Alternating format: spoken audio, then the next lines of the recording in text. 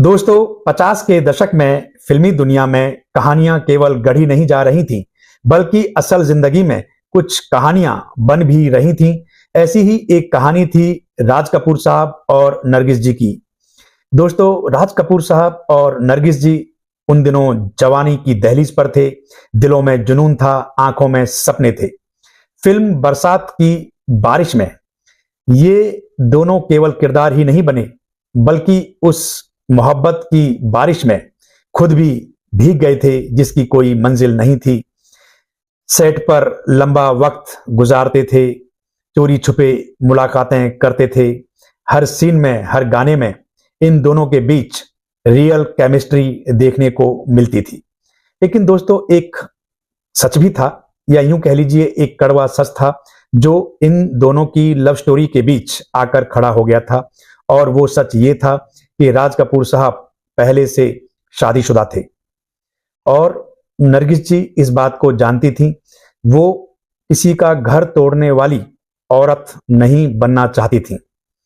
और दूसरी तरफ इन दोनों के प्यार को समाज ने भी स्वीकार नहीं किया और खुद पृथ्वीराज कपूर साहब ने भी इन दोनों के रिश्ते को अस्वीकार कर दिया था। तो समाज के बढ़ते दबाव और परिवार वालों की इज्जत की खातिर इन दोनों का मिलन नहीं हो सका। तो नरगिस जी ने फैसला किया, एक मुश्किल फैसला था। जिस शख्स को वो बहुत ज्यादा प्यार करती थी, अब उन्हें उस शख्स की जिंदगी से अलग होना था। यानी नरगिस जी को राज कपूर साहब की जिंदगी से दूर चले जाना था और उन्होंने ऐसा किया भी। दोस्तों बरसात फिल्म में इन दोनों की लव स्टोरी शुरू हुई थी और इन दोनों की आखिरी झलक हमें जिस फिल्म में दिखाई दी वो थी जागते रहो। उस फिल्म में राज कपूर साहब का जो एक किरदार है, गांव का सीधा साधा, इसे चोर समझ लिया जाता है, वो रात भर भूखा प्यासा बचता बचाता भटकता है, संघर्ष करता है। और जैसे ही भोर होती है तो उसे प्यास लगती है, तो नरगिस जी उसे अपने घड़े से पानी पिलाती हैं। तो राज कपूर साहब नरगिस जी के घड़े से पानी पीते हैं। लेकिन सच तो यह है कि दोनों ही प्यासे रहे, दोनों की प्रेम कहानियां अधूरी रहीं। एक अधूरी तृप्ति जो थी, दोनों उसके साथ जिए और मरे भी। दोस्तों एक वक्त के बाद नरगिस जी की जिंदगी में एक नया मोड़ आया। उन्होंने मदर इंडिया फिल्म साइन की और इस फिल्म के सेट पर वो आग की लपटों में घिर गई थीं। तो फिल्म में काम कर रहे सुनील दत्त साहब ने जांबाज इंसान की तरह नरगिस जी को आग की लपटों से बचाया, खुद की जान को जोखिम में डालकर। तो यहां से नरगिस जी को लगा कि उन्हें उनका हमसफर मिल गया।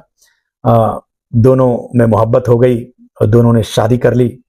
आगे चलकर इनके बच्चे भी हुए। संजय दत्त इनके बेटे हैं, इनकी 2 बेटियां हैं।